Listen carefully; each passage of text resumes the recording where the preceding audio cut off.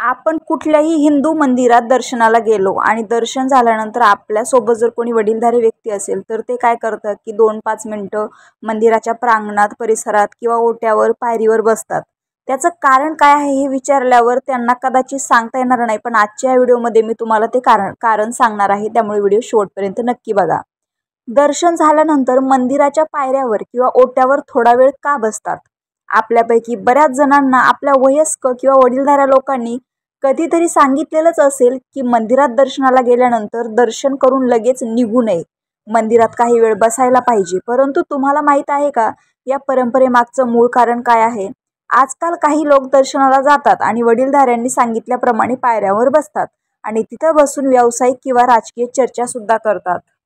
परंतु ही प्राचीन परंपरा एका विशिष्ट उद्देशासाठी बनवली गेली होती. वास्तविक पाहता आपण सर्वांनी दर्शन घेऊन निघताना की श्लोक म्हणायला हवा, जो आजकाल बहुतांश लोकांना माहीतच नाहीये. आपल्या माहितीसाठी तो श्लोक सांगत आहे. तुम्ही नक्की वाचा व इतरांनाही सांगा. तो श्लोक पुढील प्रमाणे आहे. जसं आपण जेवताना एखादा म्हणजे जेवताना जो श्लोक म्हणतो तसाच एक मंदिरात गेल्यानंतरही म्हणायचा श्लोक होता, जो आज एकदम अलिप्त झालेला आहे. तो श्लोक मी तुम्हाला सांगत आहे. अनायासेन मरणम विना देनेन जीवनम देहांतेम तव सानिध्यम देही मे परमेश्वरम. या श्लोकाचा अर्थ असा आहे की अनायासेन मरणम म्हणजे अर्थात माझा मृत्यू कोणत्याही पिढीविना म्हणजे त्रासदायक अवस्थेत होऊ नये आणि मी कधीही आजारी होऊन एका जागेवर पडून त्रासदायक अवस्थेत कष्ट उचलून होऊ नये. माझा मृत्यू अगदी चालत फिरत असतानाच्या अवस्थेत व्हावा. म्हणजे आजकाल बघा नाही, अगदी म्हणजे अगदी वय नसताना काही लोकांना मृत्यू येतो. तर एकदा की 60 वय झालं त्यानंतर कुणी एक्सपायर झालं तर जुनी लोक काय बोलतात की बरं झालं चालता बोलता गेला. याचं कारण असं नाही की तो मरायला हवा होता, पण याचं कारण त्यांना असं म्हणायचं की निदान त्याला कुठल्याही प्रकारच्या त्रास वेदना आजार झाला नाही, अगदी तो चालता बोलता गेला म्हणजे त्याच्या 80% वेदना या त्याच ठिकाणी कमी होतात. म्हणून त्यांनी हा श्लोकामध्ये सर्वात पहिलं हे सांगितलेलं आहे. विना देनेन जीवनम अर्थात माझं जीवन हे सक्तीचं जीवन नसावं, म्हणजे मला कधी कोणाच्या आश्रयाची आवश्यकता पडू नये. जसं की अर्धांगवायू झाल्यानंतर माणूस इतरांवर अवलंबून राहतो, तसं माझं जीवन लाचार बनू नये आणि ईश्वराच्या कृपेनं माझं आयुष्य विना भिक्षेचं निघून जावं.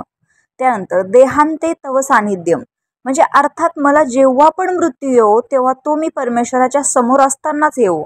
जसं पितामह भीष्म यांच्या मृत्यूवेळी भगवान श्रीकृष्ण त्यांच्या समोर जाऊन उभे राहिले होते आणि त्यांचं दर्शन झाल्यानंतरच भीष्माचा मृत्यू झाला होता. शेवट देही मे परमेश्वरम अर्थात हे परमेश्वरा मला असं वरदान दे, म्हणजे वरीलप्रमाणे जे मागितलं आहे ते सर्व. प्रार्थना करताना वरीलप्रमाणे करा आणि लक्षात ठेवा की देवाकडे धन दौलत गाडी बंगला वगैरे मागू नये, कारण त्या व्यक्तीच्या कर्तृत्वानुसार हे त्याला मिळतच असतं. जेव्हा वेळ येईल तेव्हा ते गोष्ट मिळणारच आहे. आपल्याला आपल्या पात्रतेनुसारच देव देत असतो. आपली कर्म पण त्याच्यावर कारणीभूत असतात, संचित पण कारणीभूत असतं. कलियुग हे असं आहे, नुसतं आज केलेलं कर्म नाही तर मागच्या जन्मीचं कर्म प्लस जे तुम्ही जन्मापासून आतापर्यंत ज्या चुका केलेल्या आहेत, चांगलं काम केलेलं आहे त्याची कर्म.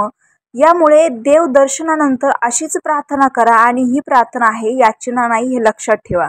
उलट तुमचं जीवन सुखी असावं, तुमचं शरीर सुखी असावं, यापेक्षा उत्तम मला तरी वाटतं की संपत्ती नाही आहे. आणि भगवंताला याचना ही सांसारिक गोष्टीसाठी असते, जसं की धन घर व्यापार नोकरी संतती सांसारिक सुख किंवा अन्य गोष्टी ही आहे याचना. त्यामुळे याचनेपेक्षा प्रार्थना करा. प्रार्थना केली तर देव तुमची याचनाही समजून घेईल. रामकृष्ण हरी.